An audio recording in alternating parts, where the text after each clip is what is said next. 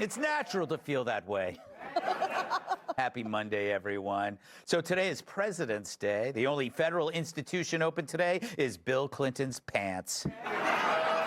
It is his favorite holiday, of course, because he can always get a good deal on a mattress.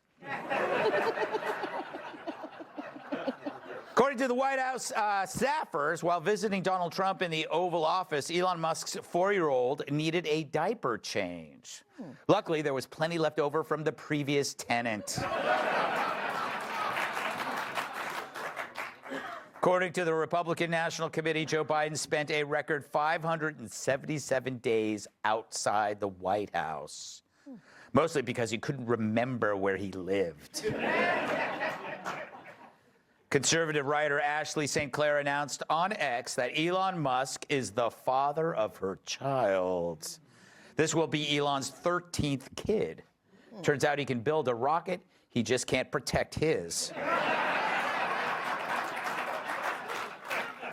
She said she knew Elon was the father when the baby turned his pacifier into a telescope.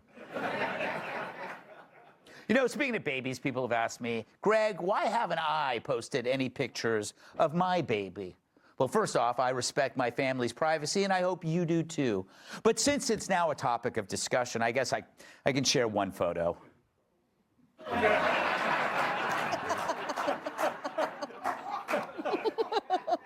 hear it starts to look more like me as the baby gets older.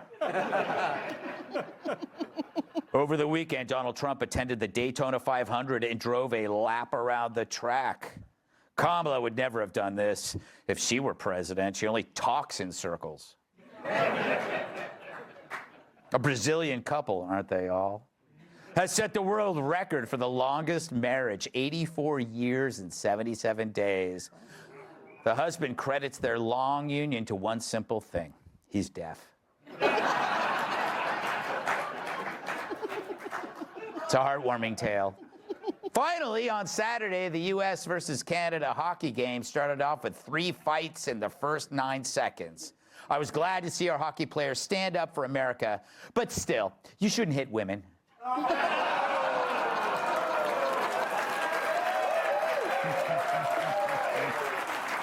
right.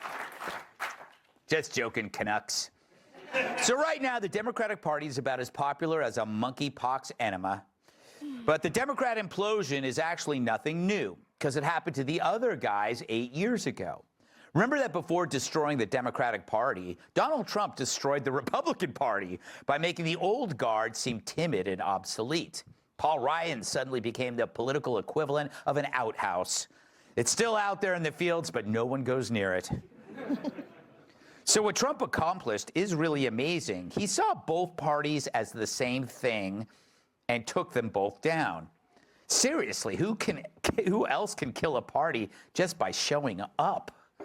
Now, the current Democrat Party may not be completely dead, but it's definitely on a ventilator. And if sane Democrats still exist, they gotta wise up. They need a dose of common sense, tough love, and possibly some Ozempic. So, here's Dr. Greg ready to write the prescription. First, let's give Hitler a rest. Face it, calling everyone Hitler has been about as successful for the left as the View's swimsuit calendar. Yeah.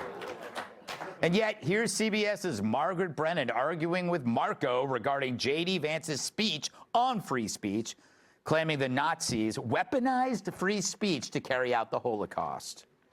He was standing in a country where free speech was weaponized to conduct a genocide. Free speech was not used to conduct a genocide. The genocide was conducted by an authoritarian Nazi regime that happened to also be genocidal because they hated Jews and they hated minorities and they hated those that they had a list of people they hated, but primarily the Jews. There was no free speech in Nazi Germany. There was none. Nice. Weaponizing speech to conduct genocide? What does that even mean? Where did she go to school? Dumb community college? I say community because she was too stupid to get into the 4-year. Fact is, all Vance did was defend the First Amendment against those who see it as bad. And from that assertion, Marge got to Hitler. Makes me think she got that job because of her looks. And she's only a 6.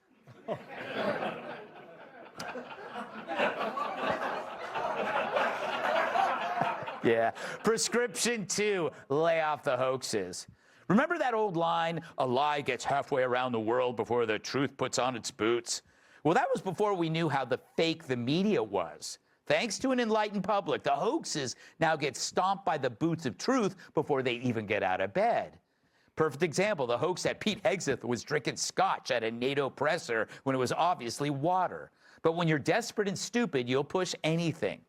Sorry, Dems, it's you who need the intervention, not him. Thank God he wasn't drinking tomato juice, or Democrats would accuse him of being hot Dracula.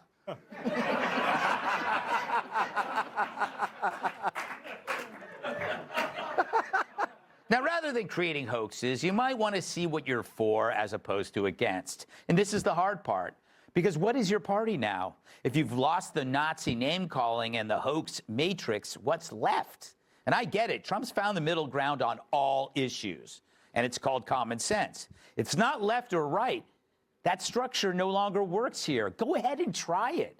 The high ground is called the high ground for a reason. There's no place to flank it. So you have to find new ground instead of taking theirs. And you can't win being the party of cutting off little kids' balls.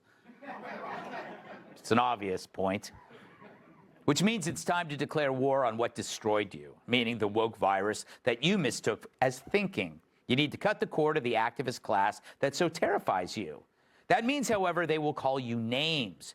But the new Democratic Party must realize that to exist, you can't rely on accolades. Praise doesn't build anything. You should have learned that in 2024. Support from the woke didn't increase the quality of life. It didn't make safer streets, cheaper eggs, a secure border, jobs with good wages. It ended no wars. All it did was make Rachel Levine feel like a woman and Bud Light feel like because for that victim virus to endure, it can never make things better or it stops existing.